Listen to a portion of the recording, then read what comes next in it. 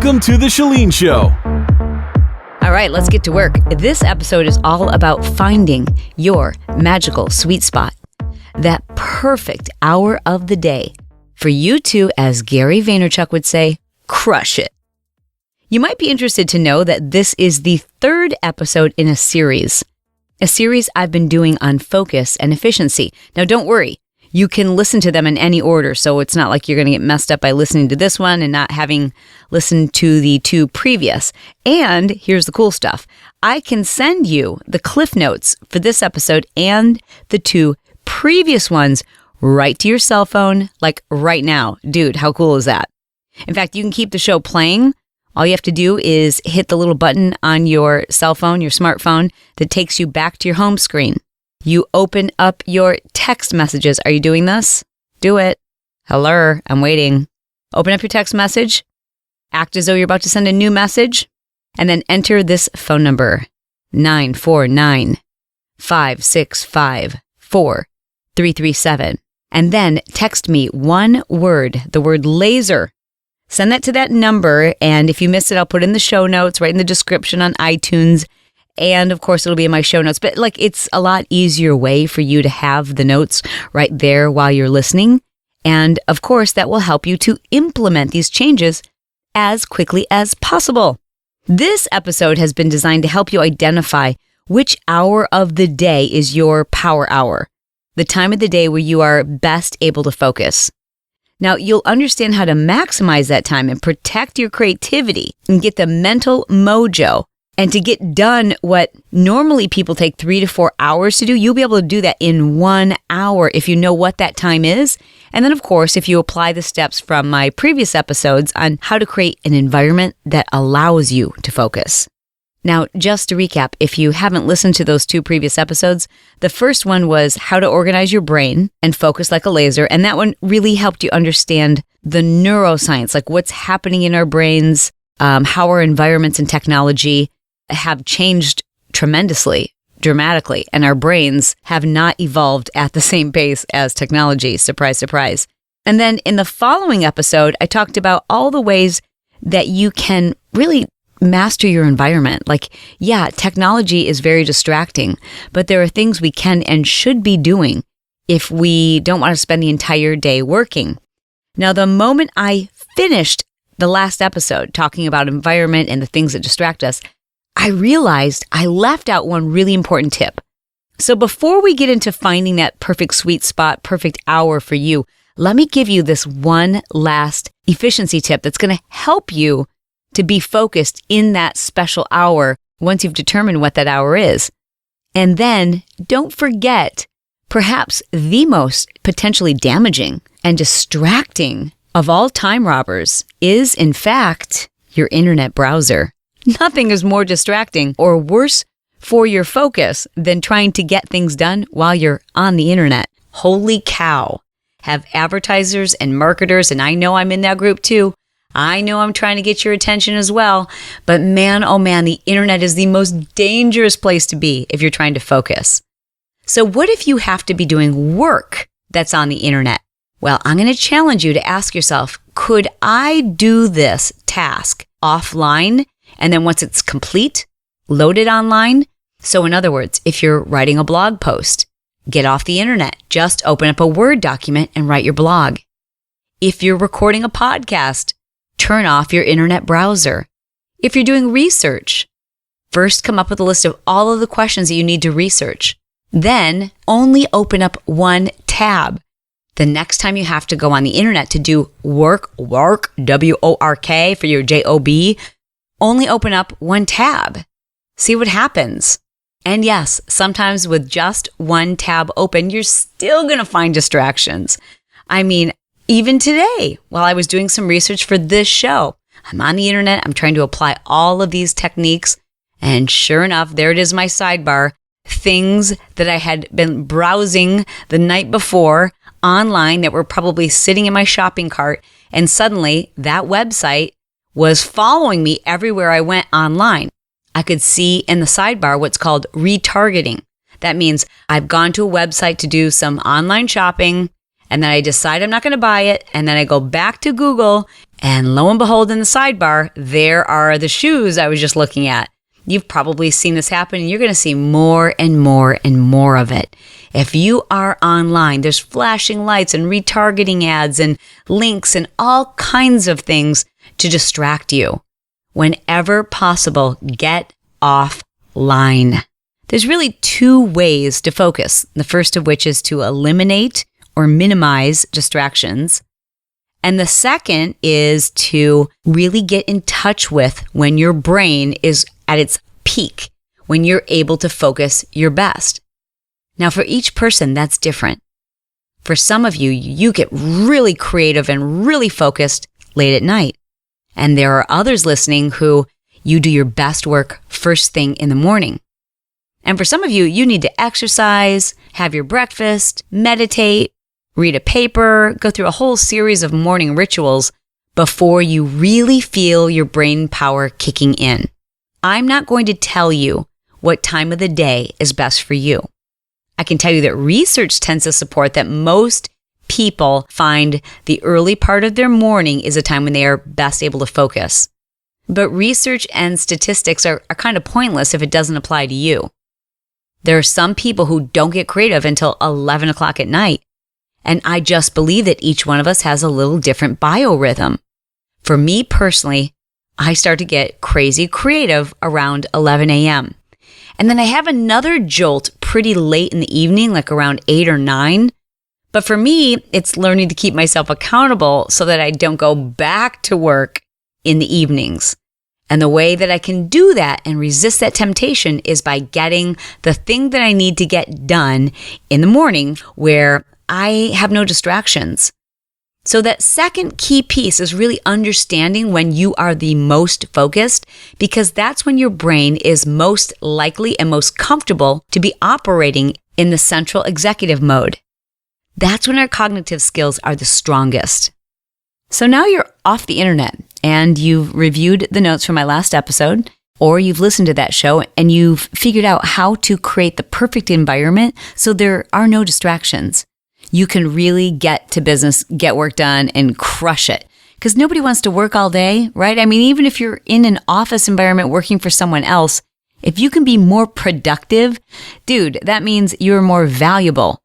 And valuable employees hold all the cards. You're the ones who get to ask for the raise, you get to set your own hours, and you call the shots.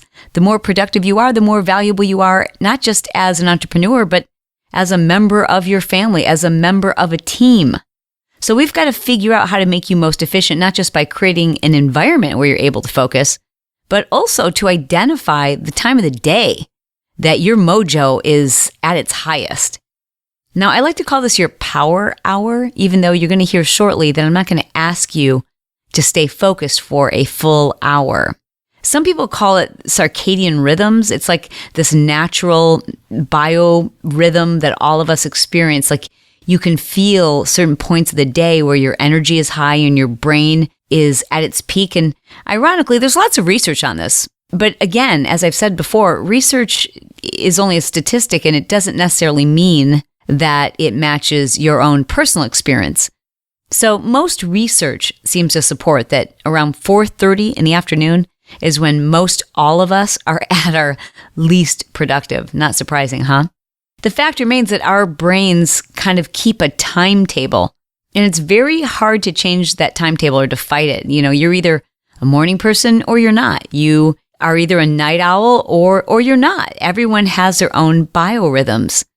Whether your personal schedule matches your biorhythms or not, it still pays to understand your mind's ability to focus and be most effective.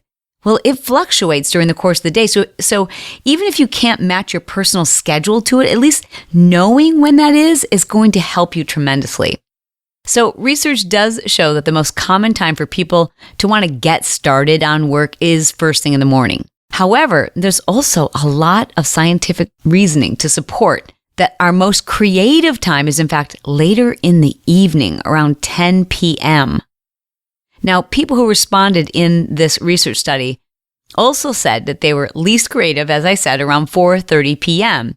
and that they also found that they had a lot of ideas coming to them in the morning while they were showering or getting ready or just thinking, which also tends to support the idea that when we are not able to work, think about it. When you're taking a shower, you're not on your phone.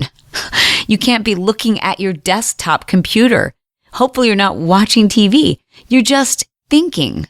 And what we know about that is when we remove distractions and we just are able to think, that's when we become really creative. But aside from just being creative, you've also got to figure out when is the hour when you can focus the most, like you can really do your best work. In other words, by figuring out what that hour of the day is, you don't want to waste that hour doing dumb things. You know what I mean? Like if you've figured out that when you are the most focused and you've got the most mental mojo and energy, let's say you figured that's around 11 a.m. or maybe it's 10 p.m. Just by using that extra hour to work on your business, to work on your dream, or to do some really important work, knowing that that's the time of the day that's most critical for you, well, if nothing else, you can avoid doing really dumb things during that same hour.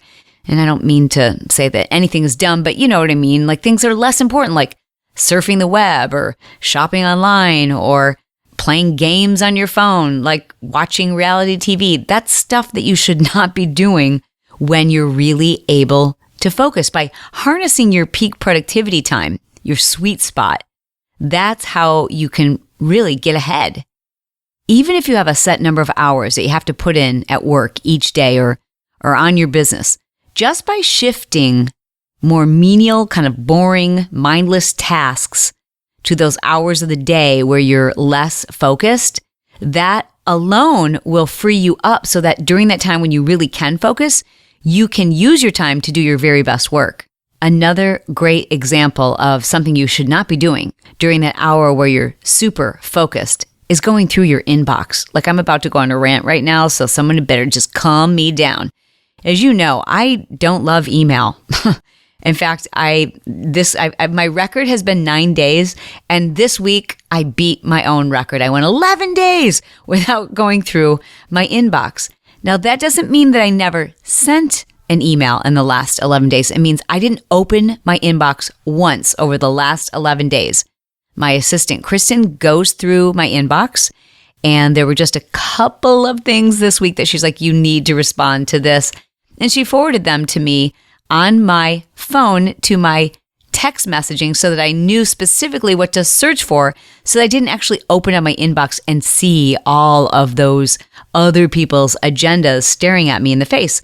I mean, that's the problem with your inbox, is it's going to distract you. It's emails from other people who want you to focus on what's important to them. To most effectively use your power hour, you've got to make sure that your time is focused solely on the one most important thing you need to do today to move you forward towards your goals. One thing, one activity, one thing you focus on. Now, I call it your power hour, but specifically, I've always worked in 45-minute cycles. So I'll work an hour, but here's how I divide it up. I go 45 minutes of concentration with a 15-minute break.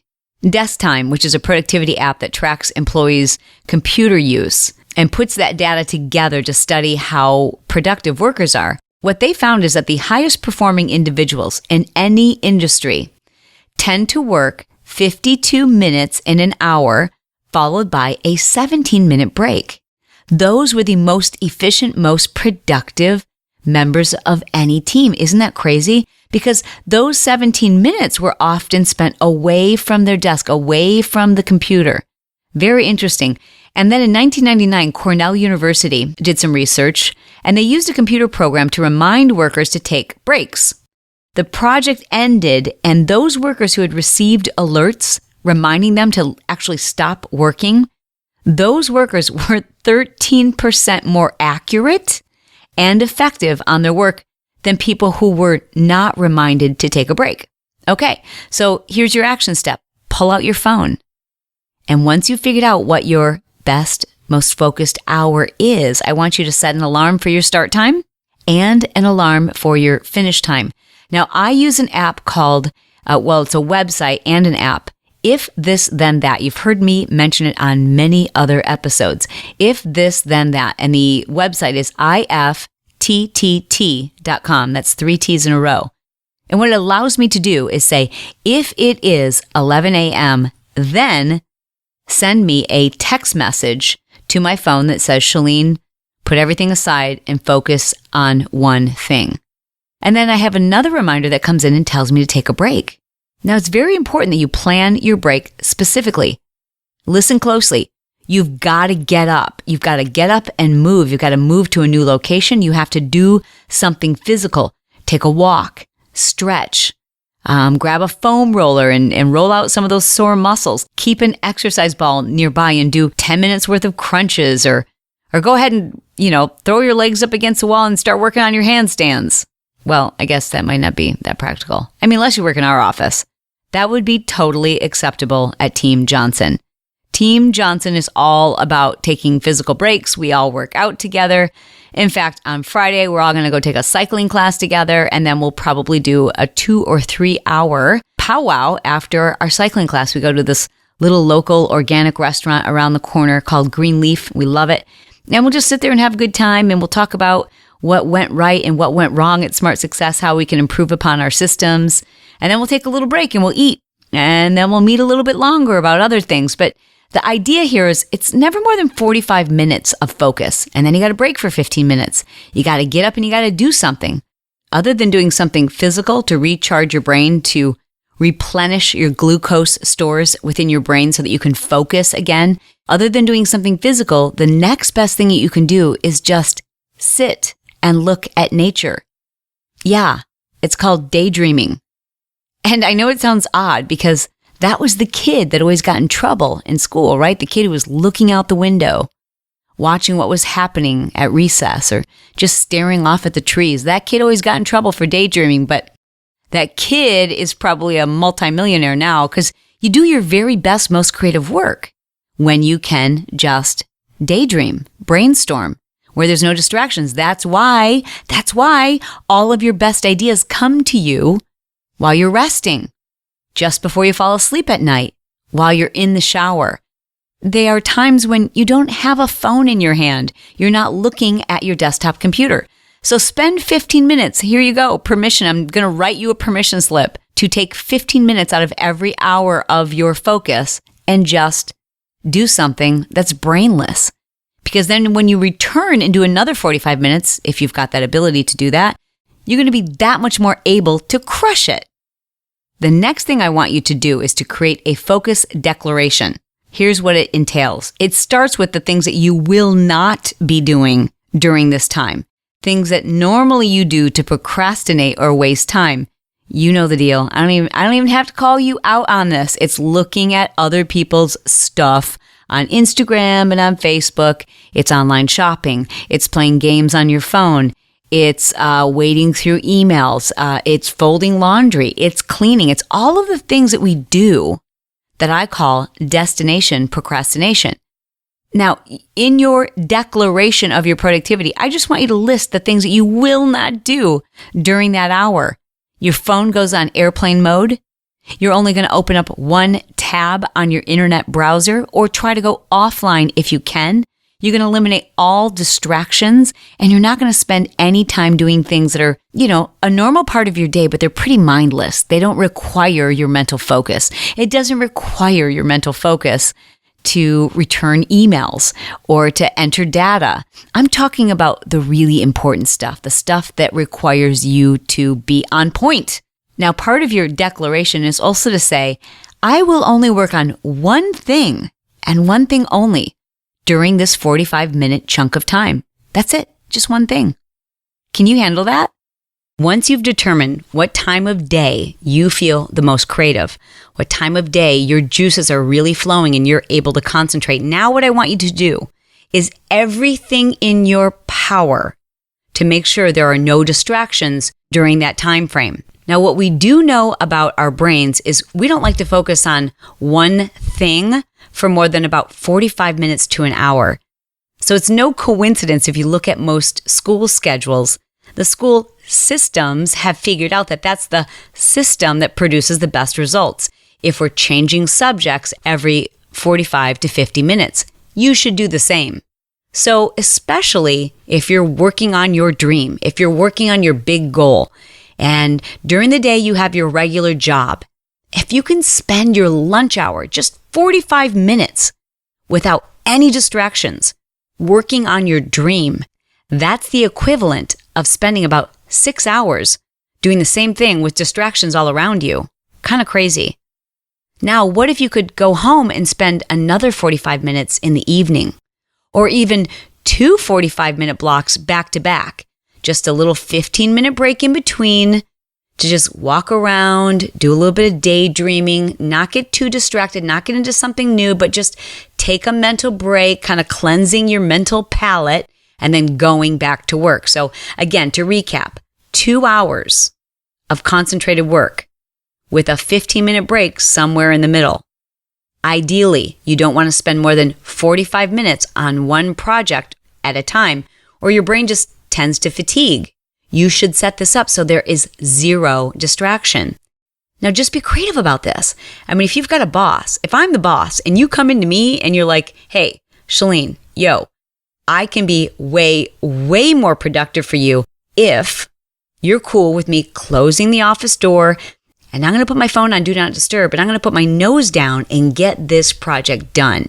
But I want everybody's cooperation. If you were my employee and you said that, I'm like, dude, go for it. As a matter of fact, Lauren Muchko, who happens to run the show at Team Johnson, she's our go-to girl. I know that a lot of her work requires focused concentration. And we have a very small, really totally cool, very interesting office staff, which means, there's great conversations, fun outfits, and cool things to talk about every single day. So I said to Lauren, how are you able to do this yourself? How are you able to really shut out all distractions and just focus on writing or your work? I mean, a lot of what she does is technical. So if there's a glitch, it can throw off thousands of people. She said, yeah, it's difficult. It's tough. My office doors are all glass and I can hear conversations and people often need me. And so I said, Lauren, 1 day a week, I want you to stay home and just write. Create an environment, whatever you need to be super productive. I think if you make that case to your boss and then you can follow through with the results, I mean, who would say no to that? For those of you who are thinking about starting your own business, you're building your dream, or maybe you've started your own business and it's just not going anywhere and you feel like you're working it all the time, you probably are. Stop trying to work it all the time by toggling back and forth and back and forth and back and forth. You can never get in the flow. You can never get in the zone. Dude, get in the zone. Create a 45-minute block and just do one thing. Now for my last and final tip, and this one is huge. It is huge. Huge. Huge. Gigantic. Ginormous. This is a game changer. You're going to write this phrase down. Are you ready?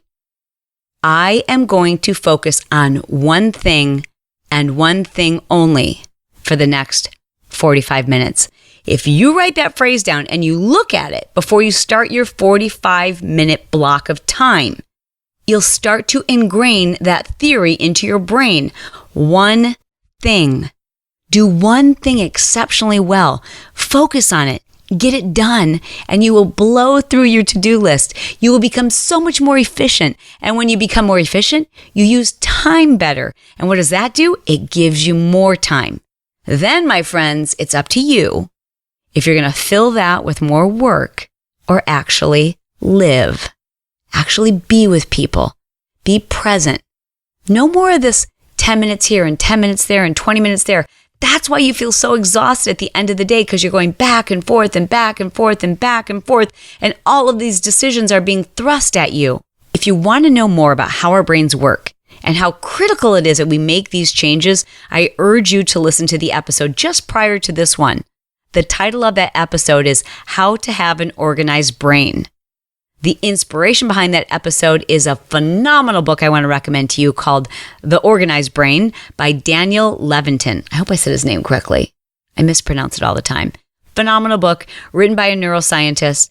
But I think that program just prior to this one will really inspire you.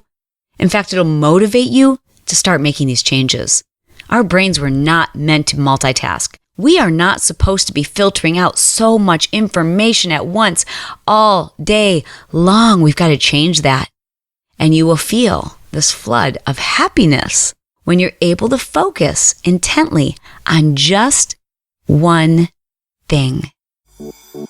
If you'd like the notes to this episode or the previous episode, all you have to do is save this phone number to your phone. It is 949-565-4337.